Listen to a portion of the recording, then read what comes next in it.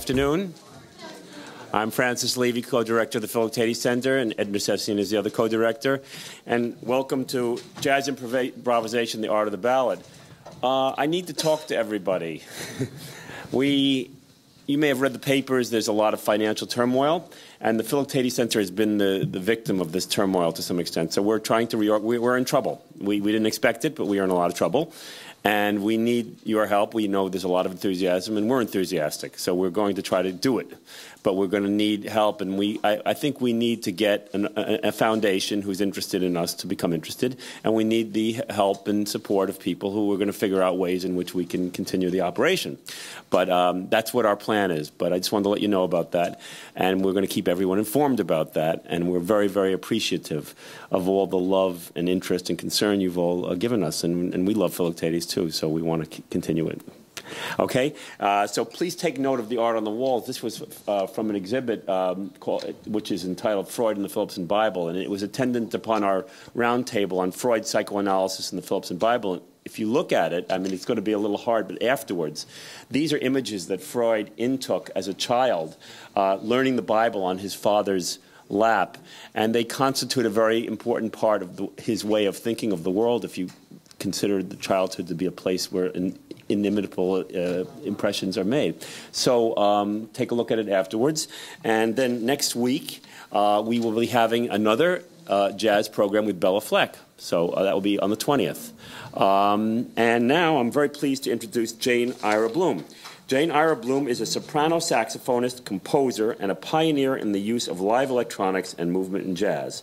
She is the winner of the 2007 Guggenheim Fellowship in Music Composition, the 2007 Mary Lou Williams Women in Jazz Award for Lifetime Service to Jazz, the Jazz Journalists Association Award, and the Downbeat International Critics Poll for Soprano Saxophone, and the Charlie Parker Fellowship for Jazz Innovation. Bloom was the first musician commissioned by the NASA Art Program and has an asteroid named in her honor by the International Astronomical Union. And there have been times in the past few days when I wanted to see if I could get some sort of transportation to the asteroid, but I hadn't spoken to Jane about it. She has received numerous commissions and has composed for the American Composers Orchestra, the St. Luke's Chamber Ensemble, and the Palabolas Dance Theater, integrating jazz performers in new settings. She has recorded and produced 13 albums of her music and holds degrees from Yale University and the Yale School of Music. Bloom is currently on the faculty of the New School for Jazz and Contemporary Music in New York City. Her latest release is the award-winning CD. Is that your very latest one, Mental Weather? Mm-hmm. Okay, Mental Weather. Jane is going to moderate the discussion here and obviously perform for us and introduce our other distinguished guests. Thanks a lot, Jane. Wow, I should have. I don't have your bios in front of me. I don't have Fred and Drew's bio in front of me, but I'm just thrilled to be here with some of the most extraordinary musicians I know. And I'm going to read to you just a few things about Fred Hersch. Fred Hersch is a pianist and composer who has earned his place among the foremost jazz artists and creative musicians in the world today. His many accomplishments include 2 Grammy nominations for Best Instrumental Performance, a 2003 Guggenheim Memorial Fellowship for Composition. In 2006, Palmetto Records released the solo disc, Fred Hersch in Amsterdam, live at the Bimhuis, which was followed by a solo run at New York's legendary Village Vanguard. He has appeared on over 100 recordings, including more than 24 albums as band leader, solo pianist. His concert, solo piano, and chamber music is published by Edition Peters, and he has received numerous commissions from a wide variety of artists, including the Gilmore Keyboard Festival, the Opus 21 Ensemble, the Brooklyn Youth Chorus, the Gramercy Trio, and Columbia University's Miller Theater.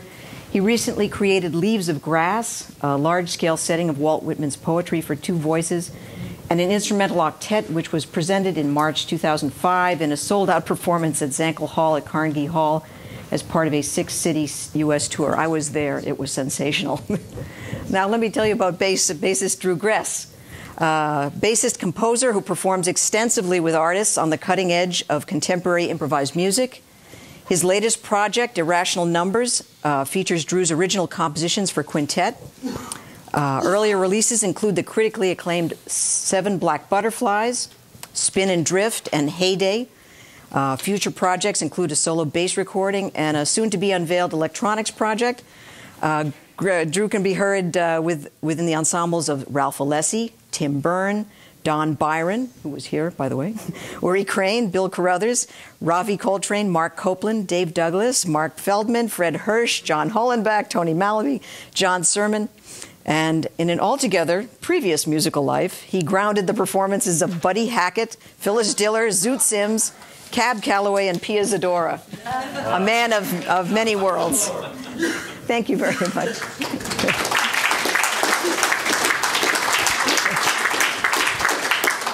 All right. A lot of talking. Let us play for you. Why don't you start, Fred?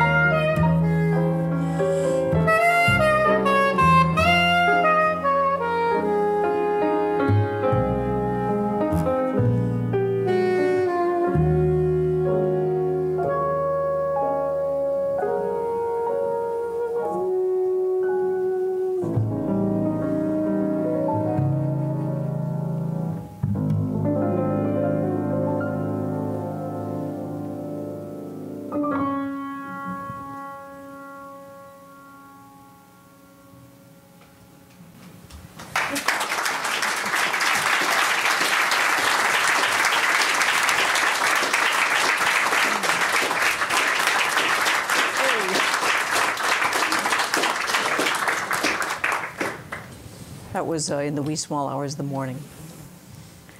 So today, I figured we'd toss around some ideas about something that doesn't get talked about very much in the contemporary jazz world, about what it means to play slow.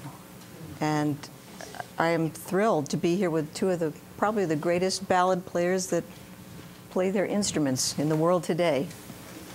And maybe I'll just throw out a question because we can get the conversation among us going. Is it what, on a real basic level, what feels different to you when you play a ballad than when you're playing a medium tempo song or up tempo?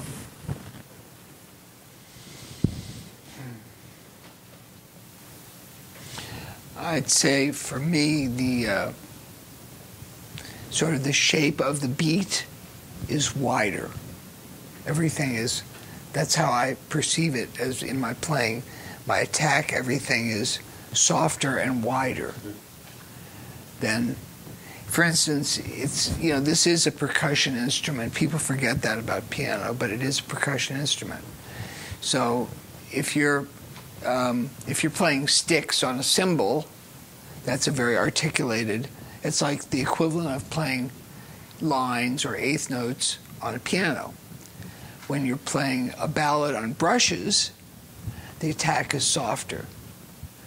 So I try to, you know, keep that momentum, that circular momentum going, and just make everything just a little more generous in terms of my rhythmic sense. I know when we play together, and I remember I was talking to Fred about this the other day when we were rehearsing it. I actually learned how to play slow from him. And I'll never forget it because I remember there was something you said about just something about breathe slow. And it's almost like we have to breathe together slowly. And it's like we're in a similar space together. Anyway, there's this place for at the bottom of this big cushion of a sound is where Drew places this instrument in the spectrum of things. I mean, when you play slow, as opposed to like up-tempo stuff, is there something different that goes on in your mind? Well, I think I just become aware of the wide open spaces and how much of it there is. And so I think, given that situation, I think that the tone of what everyone is doing, I think, becomes even more important because you don't have this undercurrent of overt rhythm to rely on or refer to and leave as much space. So I think, you know, just I guess like Johnny Hodges is a good example of somebody. I think you just talked about the sound of the instrument when you're playing slow and how that's the true measure of, I think, yourself as an instrumentalist, is can you evoke or tell a story with just your tone. And I guess everything you've lived, I guess, becomes apparent in your sound, especially as an improvising artist, where I think you're encouraged to follow your own sound and search for that. So I think in a ballad setting, it really has a chance to be featured or come to the fore. I'd like to mention I have a quite remarkable piano teacher with whom I've studied for more than 25 years. She's going to be 88 next month. And she likes the phrase emotional rhythm. It's not, it's metric, but it's more of this flow, you know, and I think that comes close to what we feel when we play a ballad. You know, it's sound in this emotional rhythm. Sometimes I teach this course at the New School about, you know, playing ballads, and a lot of times I talk to the students about pulling their metabolism down, actually a physicalness about what it, I think we do it, but we don't even realize we do it, because when you're a professional, the minute the downbeat begins, you practice this technique of bringing yourself into an emotional place, and there might even be a physical thing that goes on about how you, I don't know if you bring your breathing down or the flow. of your body metabolism. I liken it sometimes to seeing those, ever watch the Olympics, those biathletes, the guys who they cross-country ski about 5 miles, and then all of a sudden they have to lie on their belly and then carry a rifle and hit the target. And I think I saw this on the Wide World of Sports once or something, how they, in order to do that, you build up your energy, right? Skiing 5 miles, and then to lie on your stomach and to focus your body and your breathing so that you can hit a target that's, I don't know, 300 miles away or something, 300 yards away. It requires you to physically make a change in your internal self in some way. And I liken that to sometimes what happens with jazz musicians. Often, one of the best places to put a ballad on a set is right after something that's really killing fast. There's also a tradition in terms of structuring sets that I learned from working with some of the great singers that I've worked with or collaborated with. It's what they call the 11 o'clock song, and usually it's the second to last song in a set before you play the fast, get you off the stage, kind of whatever showbiz.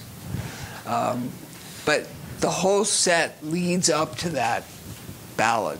It's like you've played or sung you've gotten all your stuff out, and you can just relax and play this one thing that's simple, that you emotionally connect with. Like a piece like Mood Indigo, that would fall into that category.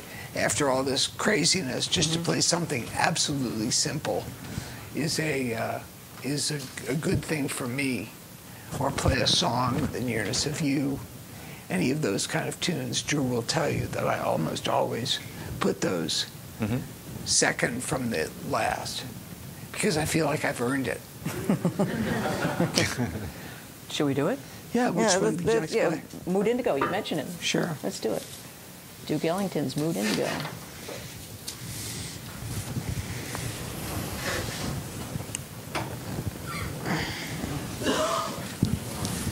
Right on it? Yeah. 2, 3, 4.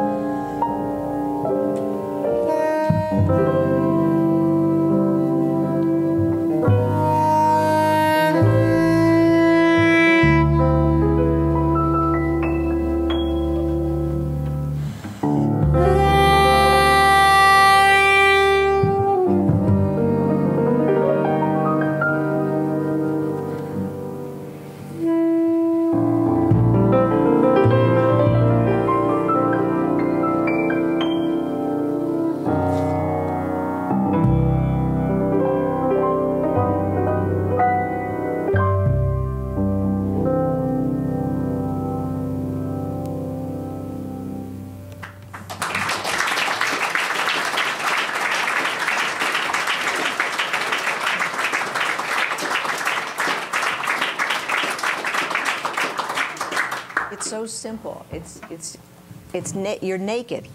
All there is a line, a beautiful line, and you know the quality that Drew was talking about.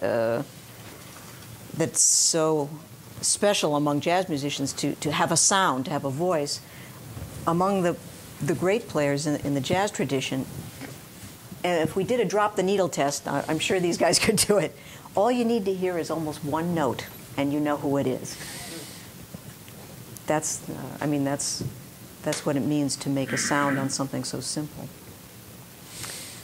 I wonder if maybe we should play the piece of yours with the 3/4 rhythm, because Sure. that has a different flow to it. Great. This is a tune, a recent tune. I did a whole evening of music for trio, and each piece was dedicated to a different person, a musician or composer or friend or whatever, and wide range of people from Egberto Gismonti to Thich Nhat Hanh to Suzanne Farrell, all kinds of people that I have admired. And this is a little piece that I dedicated to Wayne Shorter, who I happened to see at Carnegie Hall last week on his 75th birthday, just playing incredibly. Mm-hmm. I mean, vital energy this guy has. So this one's called Still Here.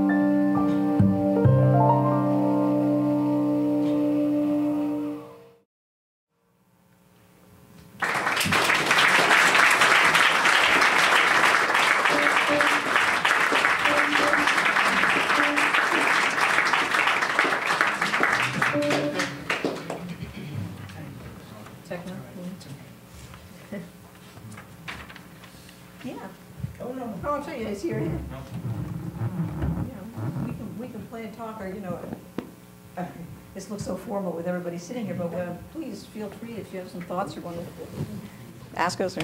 I actually have two sort of related questions.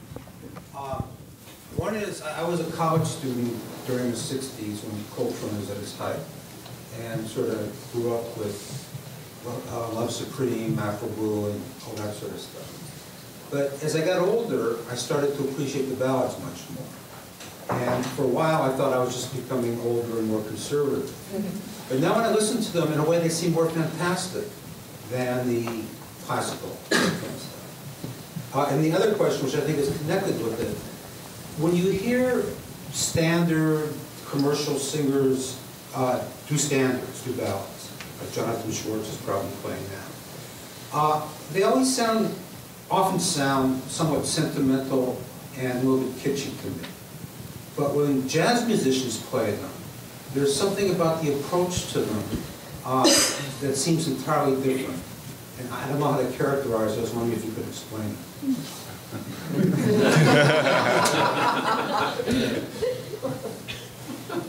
Jane?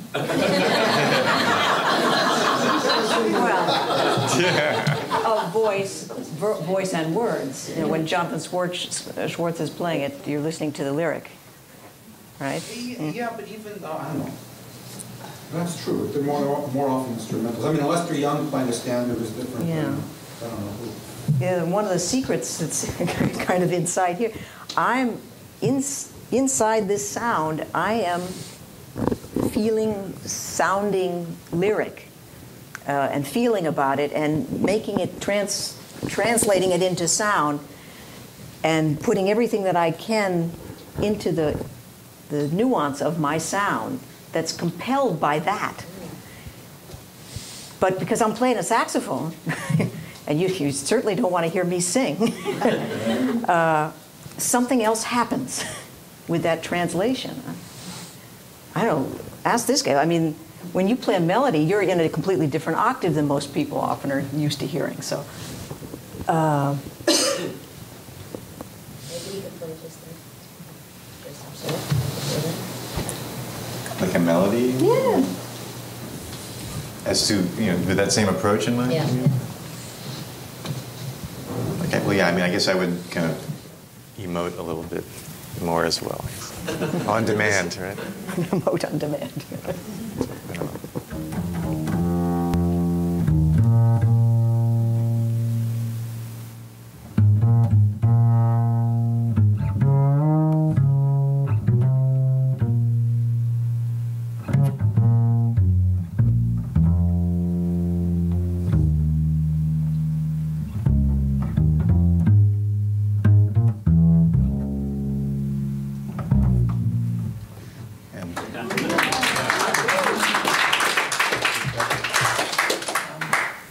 Definitely not schmaltzy.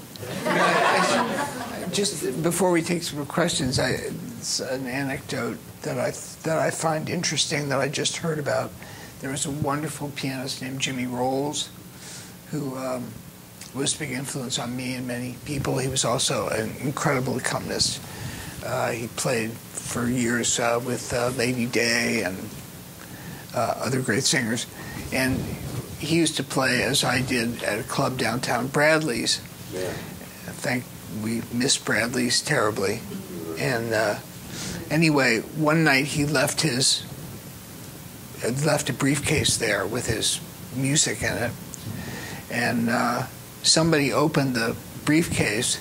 They looked at his notebook of music, and it was just lyrics. There were no chords. So he would open and he would read the lyrics as he played the tune, if he didn't know them for some reason or another. And I think it allows you to bring something extra musical into the performance that you don't get just from notes on a page. Can I just comment on that question? It seems to me that purely instrumental jazz is just too rigorous to be sentimental. I mean, you guys are just working very hard, and you're thinking about a certain kind of purity of the music that whatever you're aiming for. Whereas the lyrics are often written to be sentimental. You know, I think that's the big difference that you're talking about. Yes, and the nature of the music is clear. Yeah. Yeah. When you were talking, Jane, about the purity of the line of the melody, I think it was after you played it with Indigo. Said it's simple. It's clear. My question is about what this is partially supposed to be about, improvisation. And the question I have is, in the second chorus, you would play something else. It wouldn't be just the straight lines. It would be an improvisation, okay? And it's in relation to the harmonic background that your accompanist are laying back. Can you articulate, I'm not sure it's possible to do it in words, you know, what dictates your alternate line? You know? It's, when I play a ballad, when I play a melody that I know very well, and I've learned, especially learned the lyrics to, what's going on in my mind when I'm playing is that melody is, I don't even think about it, but it's like in my brain.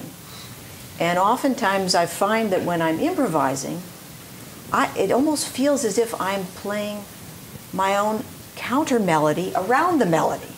In other words, that melody and the feeling of that lyric is constant, and that's my touchstone. Although this is not conscious stuff, but we should do How Deep. You know, this would be sure. Irving Berlin's How Deep is the Ocean. How much do I love you? I'll tell you no lie. How deep is the ocean? How Deep is the Ocean to me is there's a something about tunes that are what I call question tunes. It's how deep is the ocean is a question. You know, where or when is a question. You know, if I loved you is a question. You know, and it's hard to convey a question in instrumental terms. It's actually hard to sing something that sounds like a question. So that's maybe we'll try to keep that in mind, that it's. If you listen to the melody of the phrases in How Deep, you'll notice they almost all, except a couple, end going up. Right. We're gonna. This is cool. We're gonna play this in a different key than I usually play it in. Okay. Actually, I want to just play the original key once, just so they can hear what this different. We were thinking about how different keys feel, you know. So the standard key for this is C minor.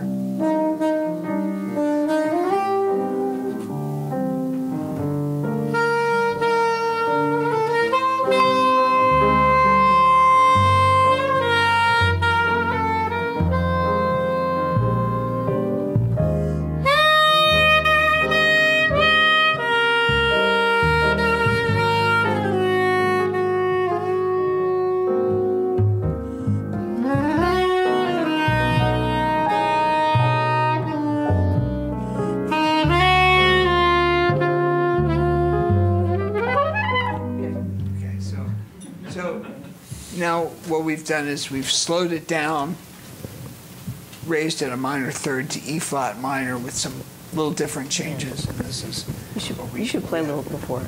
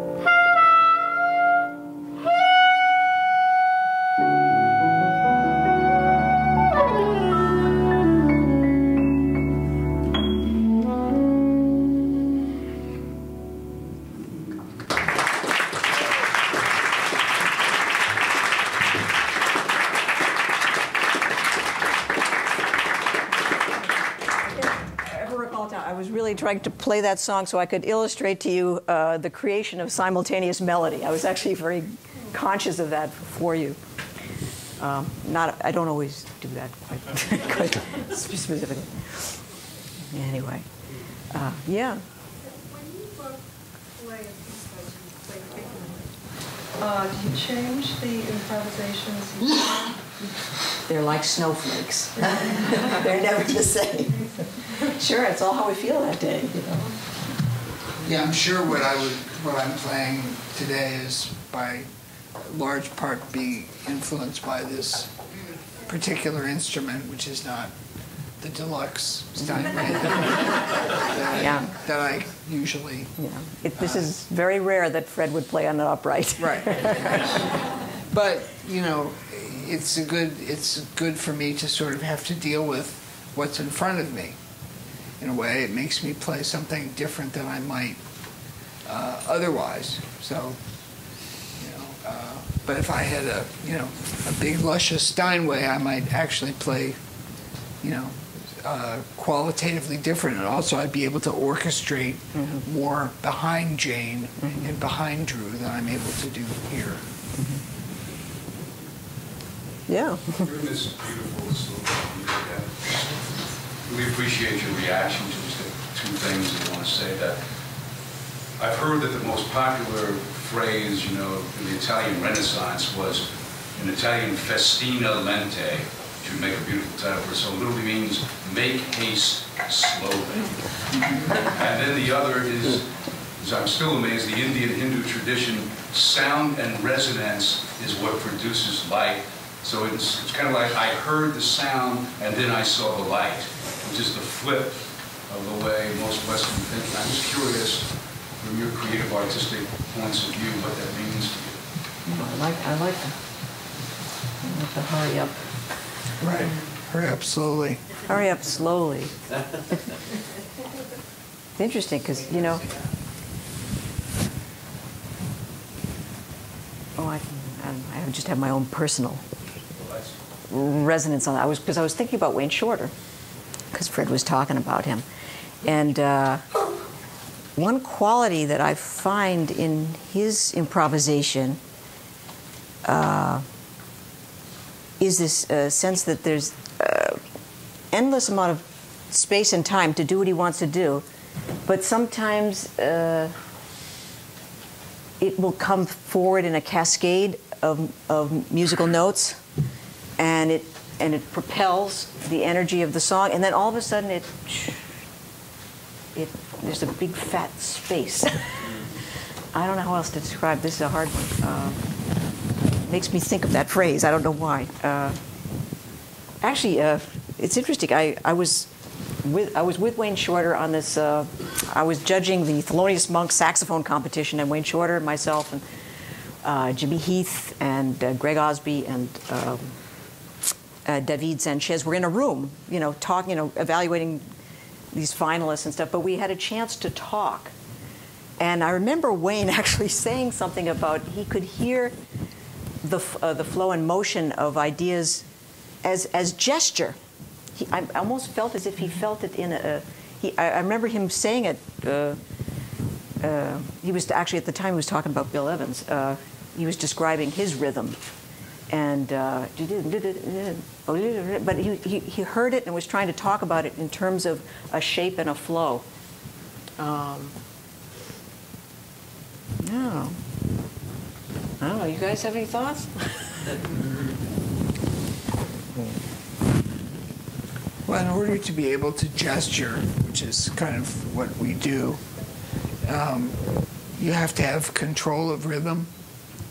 You have to be confident that you know where things are in terms of being hooked up with the ensemble. And you also have to be willing to sort of let things go. Holding on to any fixed notions is going to get you in trouble. And playing a ballad is often more about a feeling than it is about, blazing 16th notes. You know, there's a tradition of jazz ballads where, you know, they play the ballad, then the double times, they play the lines, and at the end there's a thundering piano cadenza with all kinds of, you know, what Jackie Byard used to call rigolettos, which go up, and waterfalls that go down. You know, and it was just a tradition, you know. So they never really played the ballad as a ballad. You know, it was just sort of an excuse to sort of show off in a way. You know. You want to play the Bill Evans piece? Sure. All right. This is we're going to play a little something. We'll get to it. This is a piece. When I first met Fred, actually, when he was playing at Bradley's with Charlie Hayden, it was like 1979 or something, and we had the opportunity to record with Charlie Hayden and Ed Blackwell. This was the quartet, and Bill Evans had recently died, and I wrote this piece for him called "The Man with Glasses." But unbeknownst to Fred, he was also the man with glasses.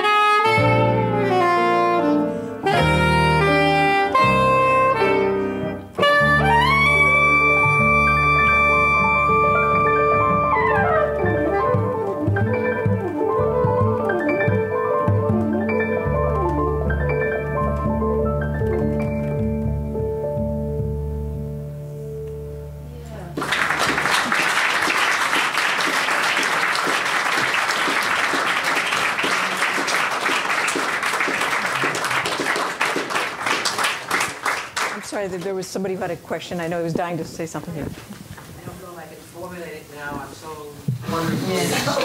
What just happened? Before, when you played How Deep in a different key, what was that like for you? I had never played it in that key before. It felt fresh and it felt darker. And it also just as the keys on the piano have different feels to them, they very definitely feel different on the saxophone. Certain things just settle in on certain keys, certain notes better, or it feels. I mean, what was that you were saying the other day about the ballad key? Yeah, D flat is considered the ballad key of doom. Ballad key of doom. It's one of my favorite keys. Right. Lush Life was written in that key, Body and Soul. You know, it's just. There's something about D flat. You know? Do you think the ear creates a linkage with other ballads that you've heard that that it feels right? I mean, I'm just wondering why these different keys affect us the way they do. Yeah, I know. It's that.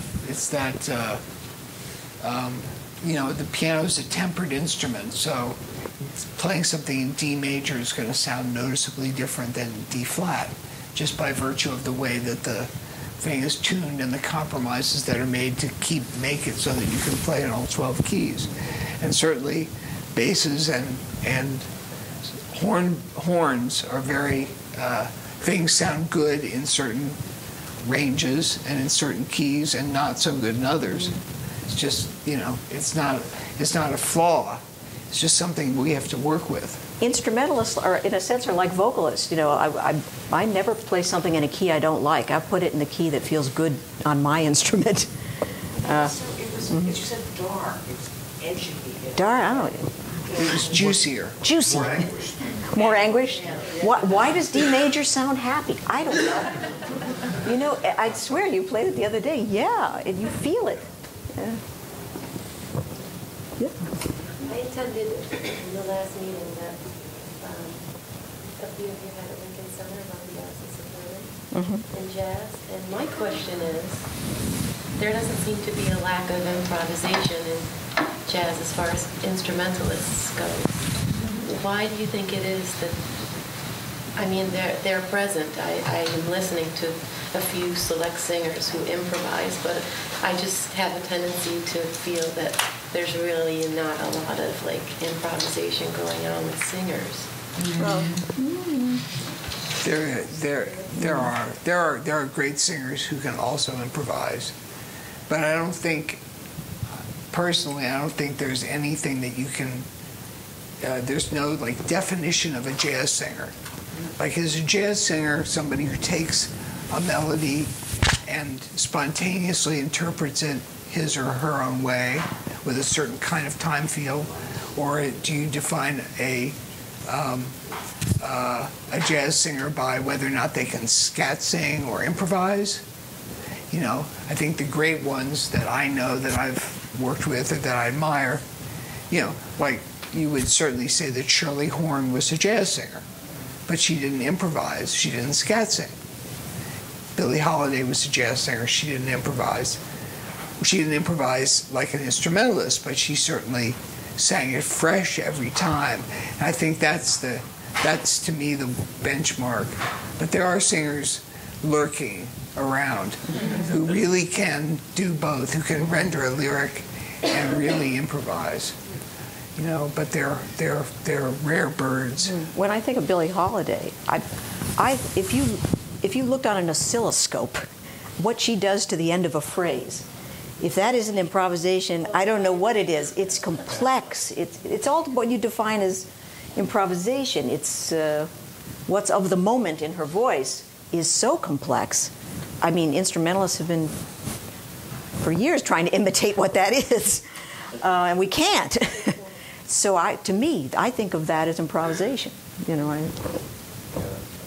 Thank you. I wanted to go back to the key, the feeling of keys. I play music, and I'm also a visual artist. In the 1960s, in the museum, a bunch of artists were called together, and this doctor, I guess, he had a piano, and he would hit a note, and he would flood the screen with the color. He was making the correlation because we all know how colors affect us psychologically. And we would circle on our bodies where we would feel this sound and color. And there was an extraordinary amount of agreement amongst these couple hundred singers that were there. It was like red, you felt in a certain place. And it also corresponded nicely with folklore, like yellow, we felt in our backs, and blue in our hearts, and things like that, and red down in their groin.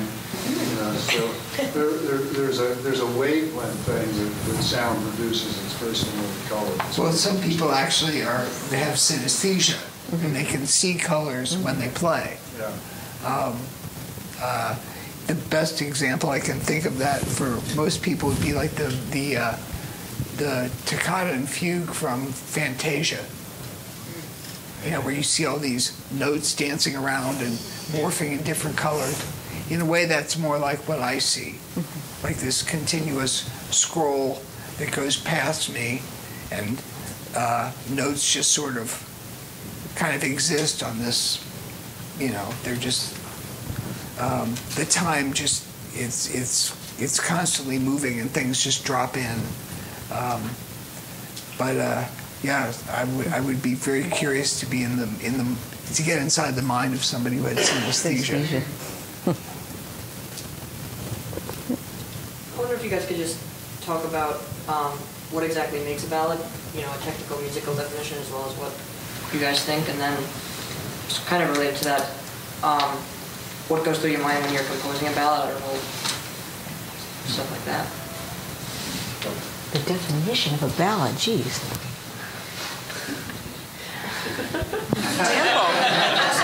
Yeah, it is hard. You played was very, very different from the first three that you played tonight. Mm-hmm. And it hits you in a different spot, and you can call both of them ballads. And so. I don't know if it's the premise of the feeling that is there before the thing gets written, or what? I don't know if I could find a definition for you. But the second part of your question was? What goes through your mind when you're composing something like that? What you can't define. Well, maybe I'll tack on my question to that. Does it help to be in a certain mood to write or play a ballad, or can someone temperamentally be more naturally a balladeer than another player? Is that, I guess? Yeah, I think there must be temperament in it, because some of the best ones I've written have been in a down place. And not that has to be.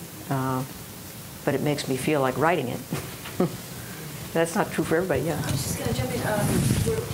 We're doing South Pacific at Lincoln Center where I work, and the son of Richard Rogers, named Adam Gettle, who wrote The Light in the Piazza, who's a composer, is always being asked these difficult questions about why and how. What is it that makes your work and your father's work so memorable? And he answered it, tried to answer it in a way by saying it seems to always come down to melody.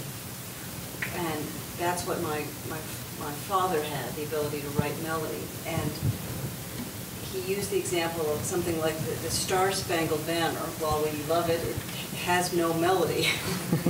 There's something about songs that just have it, and that's as close as he could get to defining. And I think maybe what a ballad is just that there's some melodic line that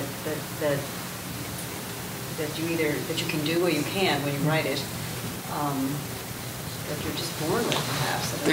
The classic ballads, like Richard Rogers, who I think song for song is the greatest melodist in American popular song. I mean, to me, beautifully constructed. But a classic ballad it has a range of no more than 10 notes.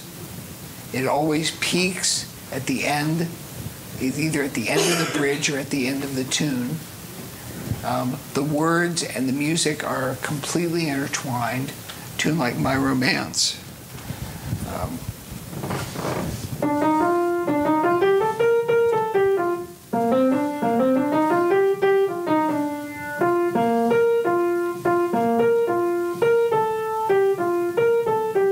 It's completely diatonic. It's in a scale. Anybody could remember that?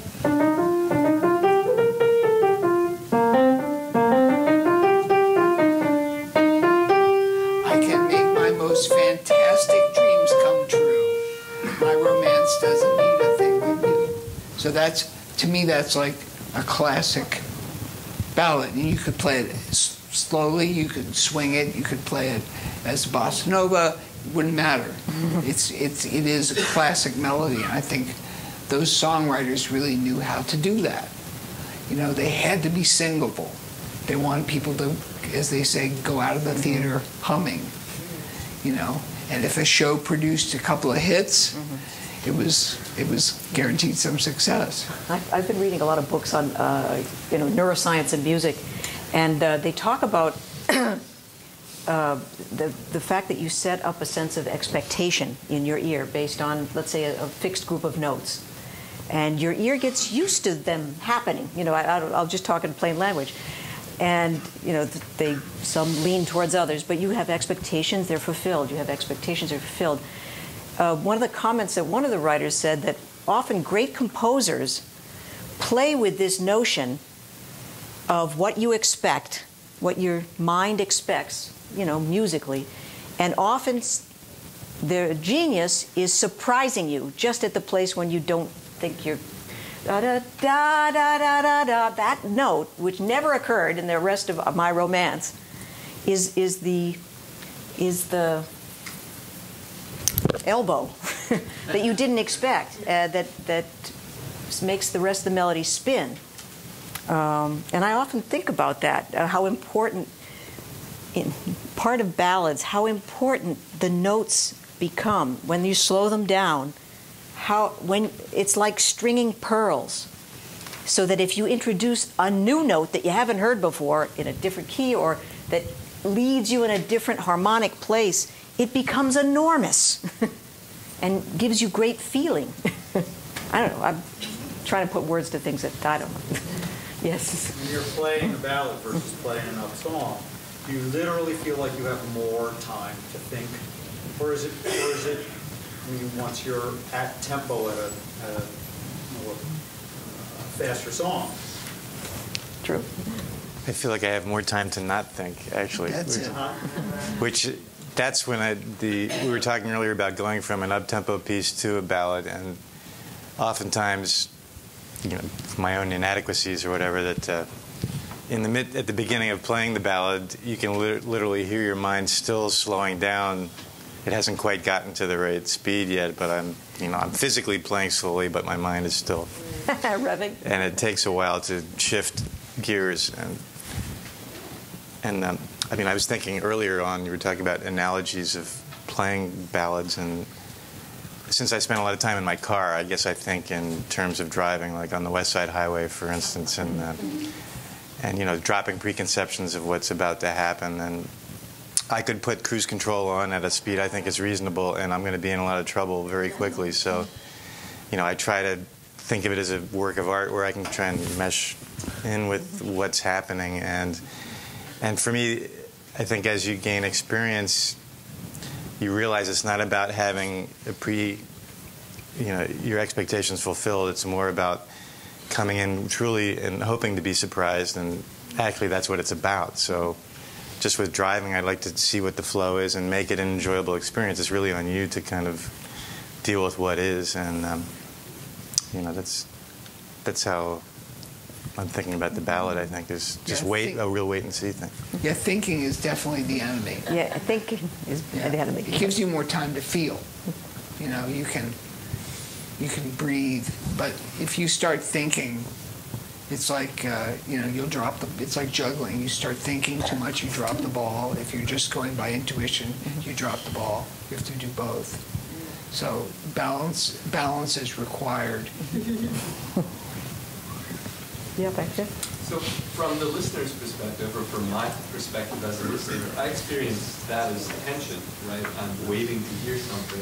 Once you sort of apprehend the rhythm, I'm waiting to hear where those notes are going to be dropped in within each specific line coming from any one of the three of you.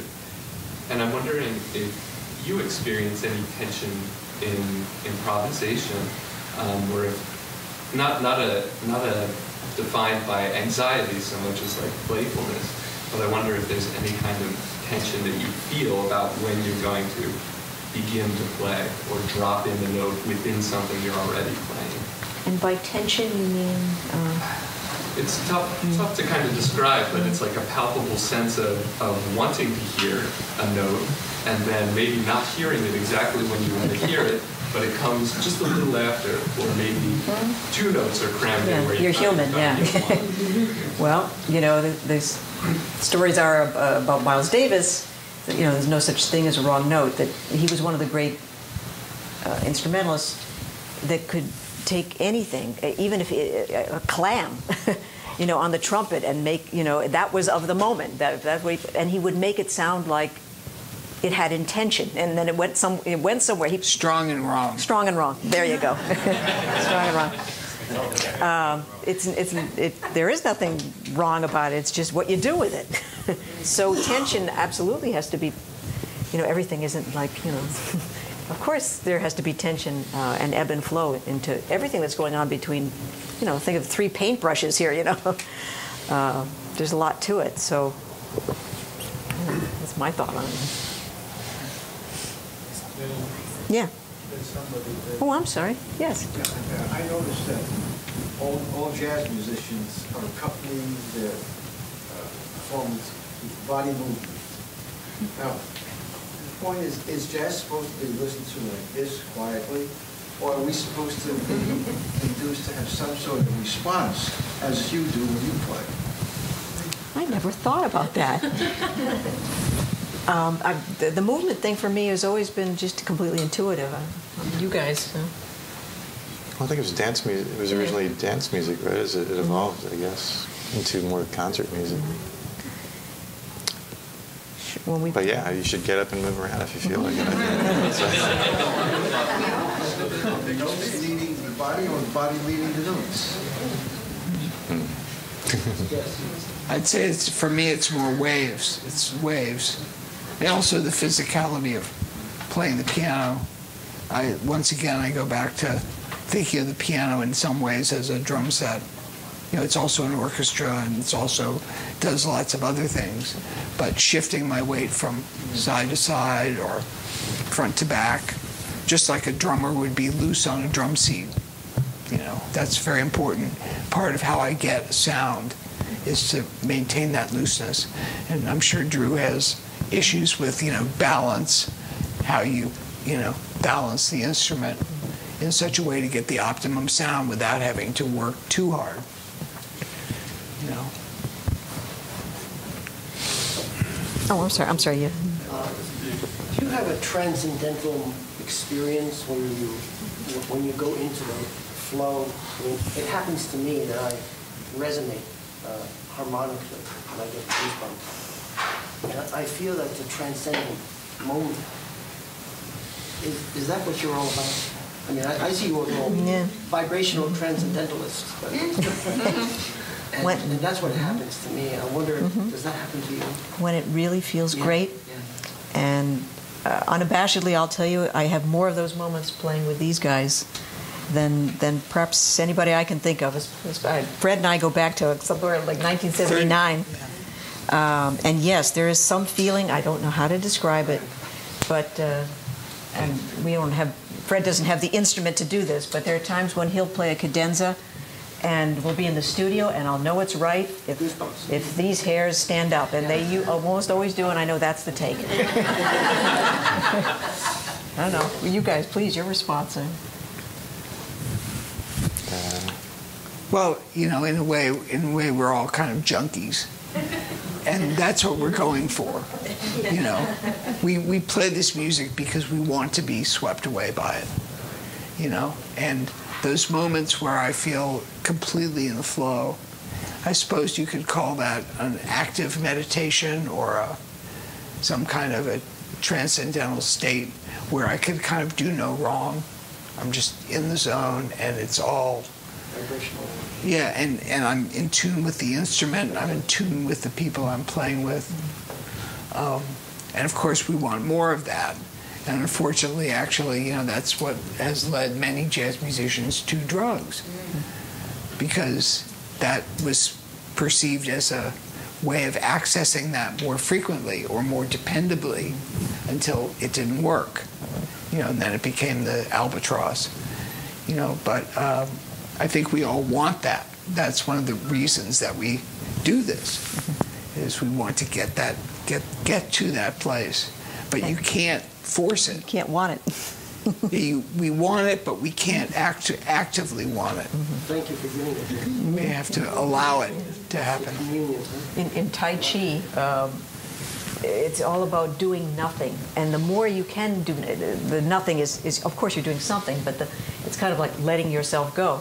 But the more you try not to direct your hands and what they're doing, but let them go, all of a sudden, physically, you start to feel circulation in your hands that you had never felt before. I mean, I've experienced little glimpses of this, and I liken it to how it feels when you let it go and you don't care what's going to happen and you play, and a moment happens and you don't know, it comes out of the air. It is a physical resonance. Yes, please. We were talking a lot about lyrics earlier, and I want to go back to what he was saying about sounding sappy and sentimental. What do you do as a singer when the lyrics are really corny? Like, for example, everyone's like, you gotta learn polka dots and moonbeams, polka dots and moonbeams. And then I heard the words. Pug-nosed dream. Bad lyrics. Yeah, and I heard the words, and I love the melody. But with the words, it's just like, how would you suggest to approach it and still be honest with the melody without submitting to the sappy lyrics? Well, you know what they said about Laurence Olivier? He could read the phone book and make you believe it.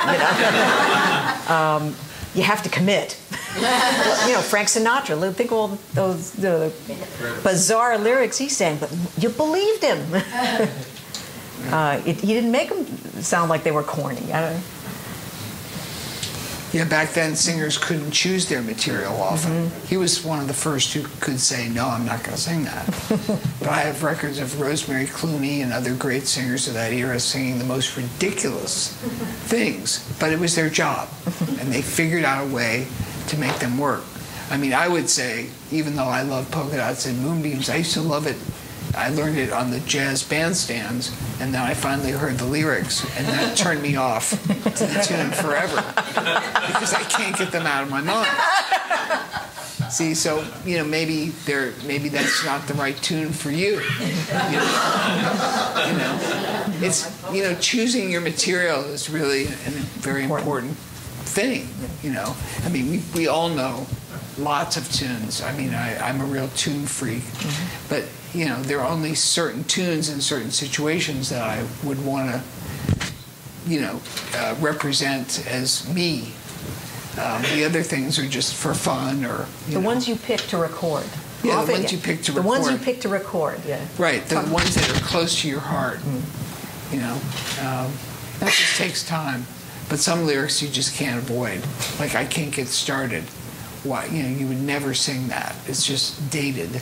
It's talking about Howard Hughes. I mean, just has no resonance at this point. I don't know, maybe you love it. Yes, you do. It's a question about the retention of the melody in improvisation. Is there a sequence, which I may have picked up in your improvisation, where at first melody is played straight, but there are ornamentations between one measure and the next? Then there seems to be a progression to changing, playing with the rhythms, but holding on to the melody, but still playing with the rhythms. And then there seems to be a third sequence in which the melody is let go completely and the improvisation is around, completely improvisational, completely original, and so on. Is that a sequence that it seems to occur? I may be imagining it, but it seems to be happening in the sequence of improvisation. Is that something that just happens naturally, or does it happen at all?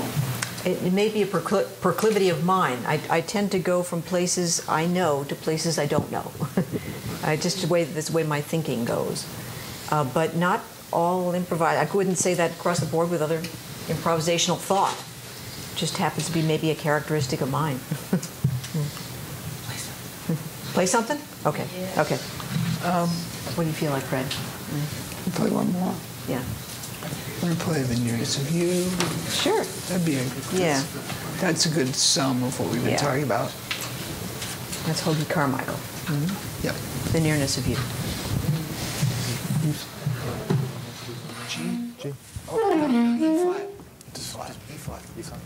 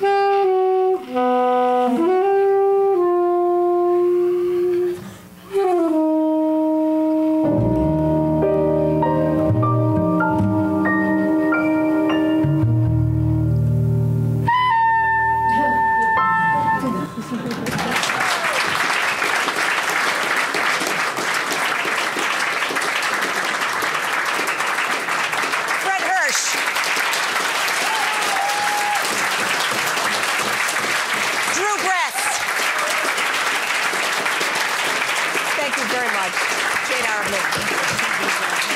Oh, CDs.